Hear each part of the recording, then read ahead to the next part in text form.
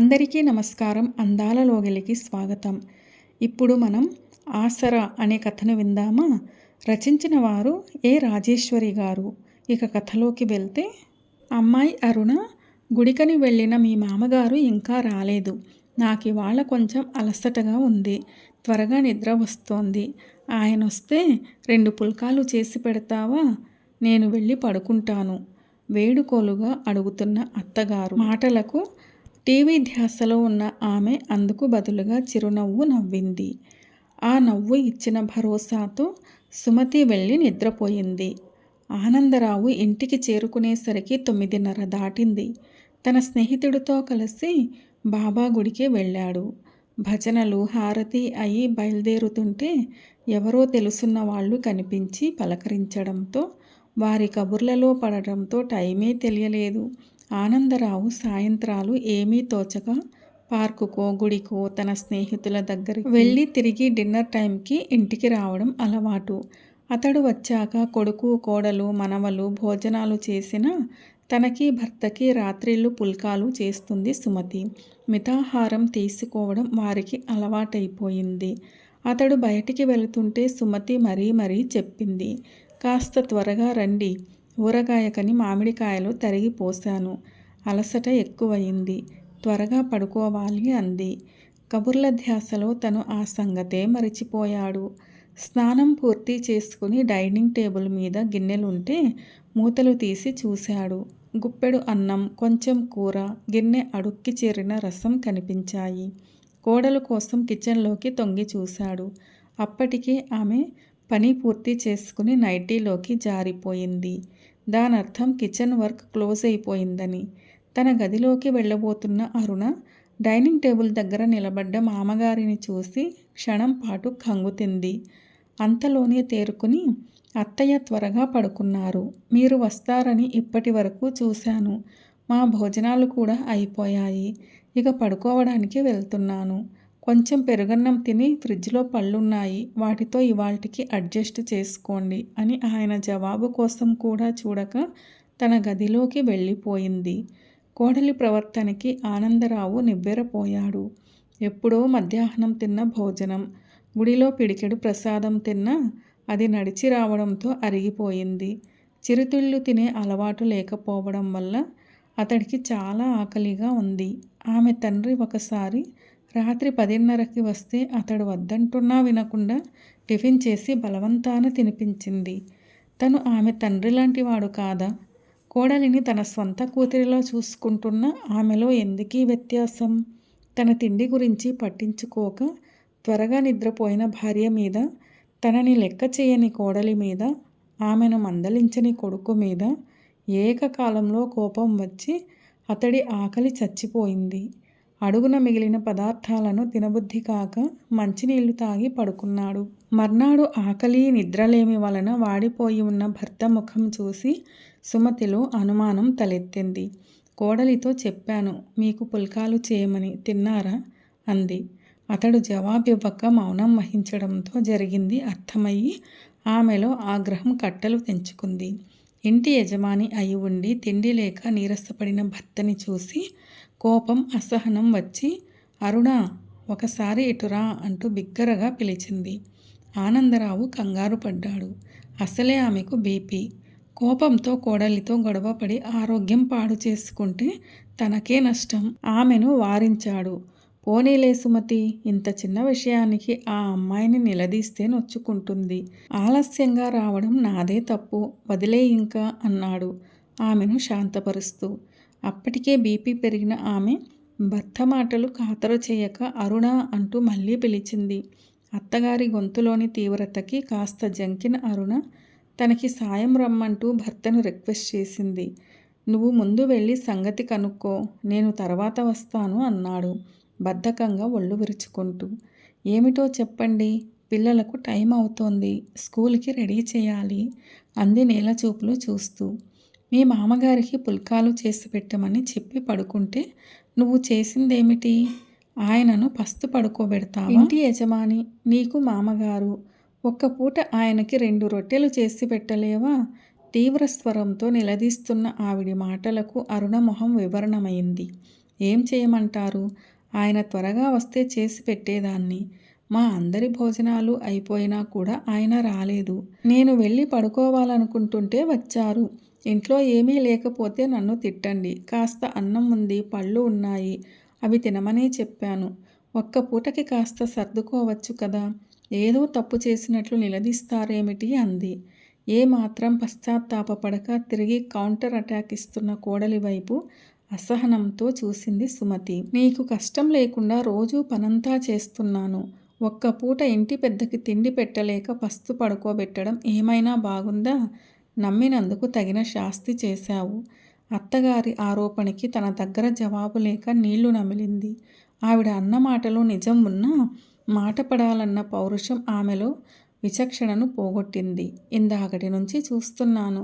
Retire అయిన మనిషిని పట్టుకుని ఇంటి యజమాని అంటారు. సంపాదించే మనిషి మా ఆయన యజమాని అవుతారు. ఆయన భార్యగా నేను ఈ ఇంటి యజమానురాలిని. పెడసరంగా అంటున్న అరుణ మాటలకు సుమతితో పాటు ఆనందరావు మనస్సు కూడా చివుక్కుమంది. కోడలి మాటలకు సుమతి సహనాన్ని పూర్తిగా కోల్పోయింది. సంపాదించే మీరు ఈ ఇంటి యజమానులైతే మీ కుటుంబం కోసం ఇంత చేస్తున్నాం. మేమెవరమో, మా స్థానం ఏమిటో చెప్పి కదులు అని గద్దించింది. అత్తా కోడళ్ల సంవాదం శృతిమించుతుంటే అప్పుడు లేచి వచ్చాడు సురేష్. ఎవరిని సపోర్టు చేయాలా అని క్షణం ఆలోచించాడు. తల్లికి వత్తాసు పలికి ఉద్యోగం చేసే భార్యని మందలిస్తే మళ్ళీ ఆమెను ప్రసన్నం చేసుకోవడం అంత తేలిక కాదు. తల్లి మీద విసుక్కున్న తల్లి మనసు కాబట్టి తనను త్వరగానే క్షమిస్తుంది. ఏంటమ్మా పొద్దున్నే ఈ గొడవ? కోడలంటే కూతురులా చూసుకోవాలంటావు. ఇదేనా చూసుకోవడం? అరుణ కూడా కూర్చుని తినడం లేదు కదా. ఆఫీసులో గొడ్డు చాకిరీ చేసి అలసిపోయి వస్తోంది. దాని బాధలేవో దానికుంటాయి. ఏదో ఒక్కరోజు నాన్నకు రోటీలు చేసి పెట్టలేదని ఇంత రాద్ధాంతమా? ఆయనసలు ఏదో ఒకటి తిని సర్దుకోవచ్చు కదా. అదే కావాలంటే ఎలా?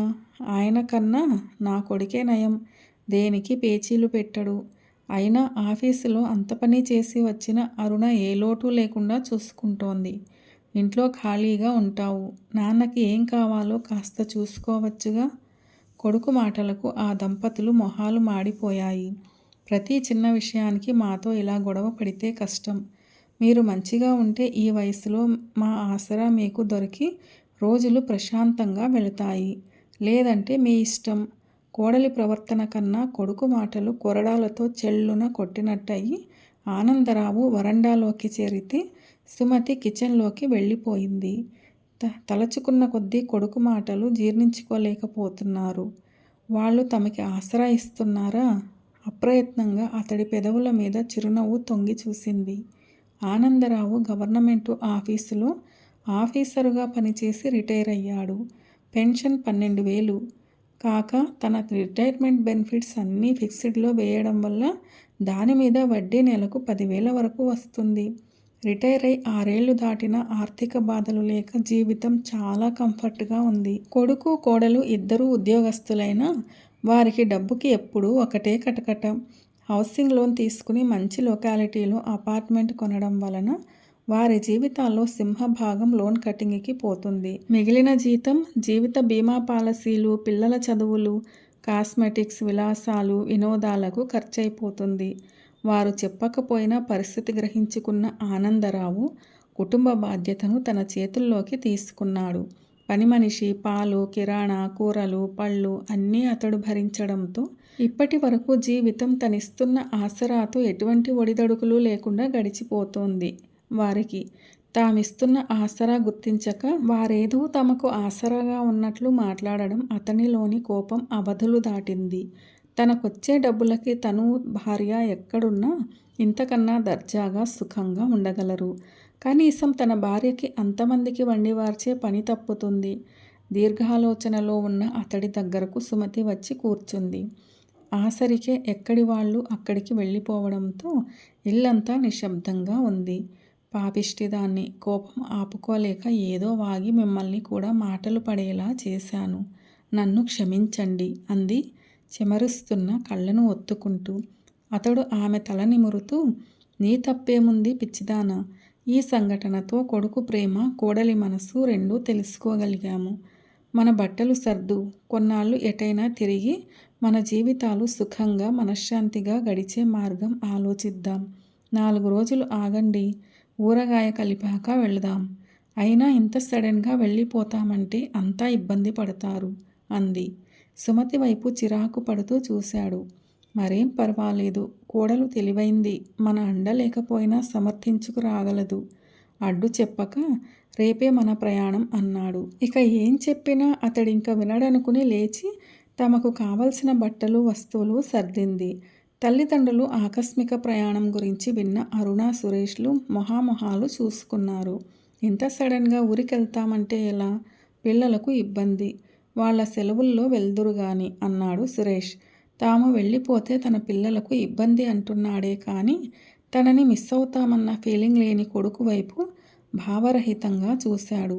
మేము వెళ్ళాలన్న నిర్ణయం జరిగిపోయింది అన్నాడు ముక్తసరిగా. అత్తగారు ఊరు వెళ్తుందంటే అరుణ గుండెల్లో రాయిపడింది. ఏ మాటకదే చెప్పుకోవాలి. అంత పని ఆవిడే చూసుకోవడంలో అరుణకి ఏ కష్టం ఉండదు. త్వరగా వచ్చేయండి, ఊరగాయ కూడా కలపకుండా వెళ్ళిపోతున్నారు అని గొణుగుతూనే ఉంది. 10 రోజుల పాటు పుణ్యక్షేత్రాలు తిరిగాక ఇక ఇంటికెళ్ళిపోదామండి. అబ్బాయి ఇప్పటికే త్వరగా రమ్మని 4 సార్లు ఫోన్ చేశాడు. కోడలు కూడా త్వరగా రమ్మని చెబుతోంది అంది సుమతి. ప్రయాణంలో ఉన్నాము కాబట్టి వాళ్ళకి మన క్షేమం ఉనికి తెలియజేశాం. ఇప్పుడు మా ఫ్రెండ్ గిరి ఉండే చోటుకు వెళ్తున్నాం. నా సెల్ సిమ్ కార్డు నెంబర్ మార్చేస్తాను. ఇక ముందు వాళ్ళు మనకి ఫోన్ చేసే అవకాశం ఉండదులే. ఎప్పుడైనా మనమే ఫోన్ చేద్దాం. ఇలా కొన్నాళ్ళు దూరం ఉన్నామంటే ఎవరి ఆసరా ఎవరికి అవసరమో ముందు ముందు తెలుస్తుంది వాళ్ళకి అన్నాడు. ఆనందరావు స్నేహితుడు గిరి విజయవాడ జాతీయ రహదారి నుంచి 3 కిలోమీటర్లు లోపలికి వృద్ధాశ్రమం స్థాపించాడు. ఆహ్లాదంగా ప్రశాంతంగా ఉంటుంది. వారి వారి తాహతుకు తగ్గట్టు స్పెషల్ రూమ్స్, కామన్ రూమ్లు, షేరింగ్ రూమ్లు వాడుకోవచ్చు. ఉదయాన్నే వ్యాయాలి, యోగా, భజనలు ఉంటాయి.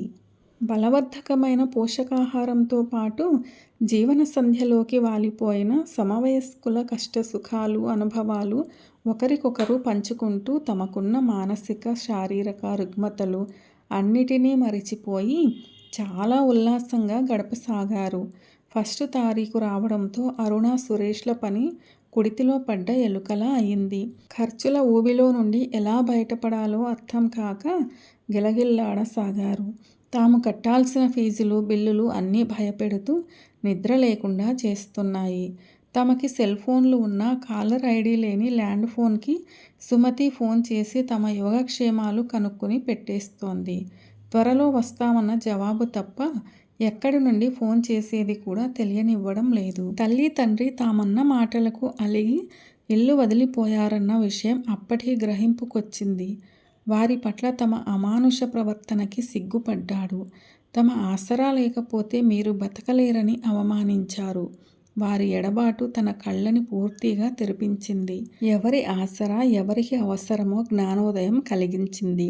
అప్పటికే అరుణ ఇంటి పనితో, పిల్లల చాకరీతో పూర్తిగా డీలా పడిపోయింది.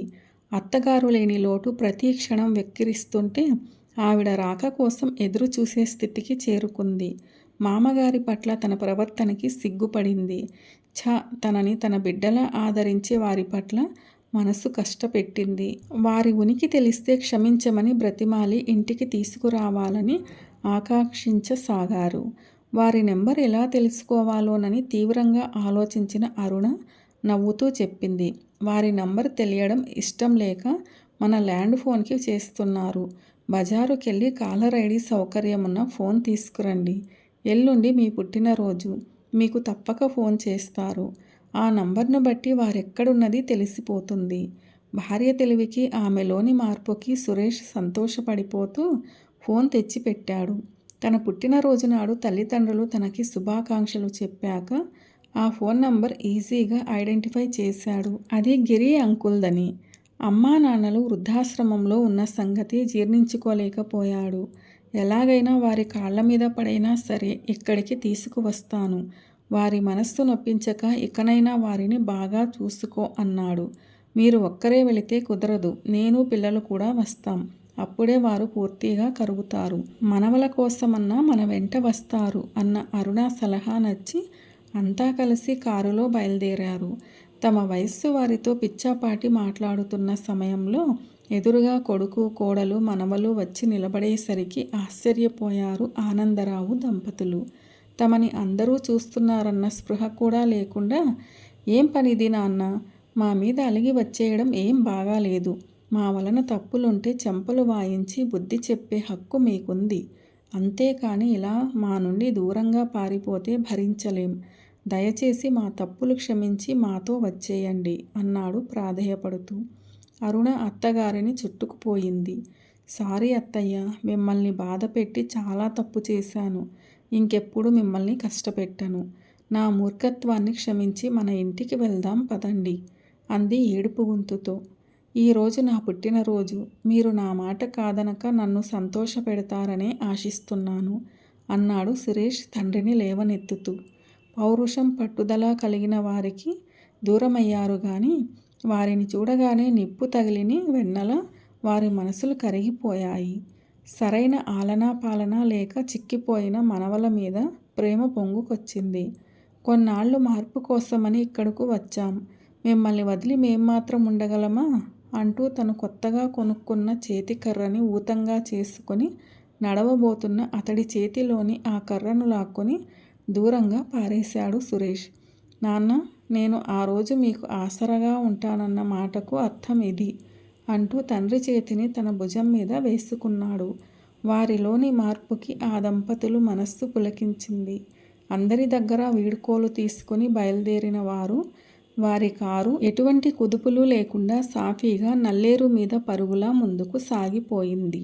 ఏ రాజేశ్వరి గారు రచించిన ఆసరా అనే కథ ఎలా అనిపించింది మీకు? నచ్చిందా? నచ్చినట్లయితే వీడియోను లైక్ చేయండి, మీ ప్రియమైన వారందరికీ షేర్ చేయండి. అలాగే మన ఛానల్ను సబ్స్క్రైబ్ చేసుకోవడం అస్సలు మర్చిపోవద్దు. ఈ కథపైన మీ విలువైన అభిప్రాయాలను కామెంట్ సెక్షన్లో తెలియచేయగలరు. వీడియోను చివరిదాకా చూసి కథను పూర్తిగా విన్నందుకు ధన్యవాదాలు. ఇలాంటి మరిన్ని మంచి కథల కోసం స్టే ట్యూన్డ్ అందాల లోగిలి. See you all in another video. Till then, keep smiling and be happy. A special thanks to the story writer A. Rajeshwari Garu for this wonderful and amazing story.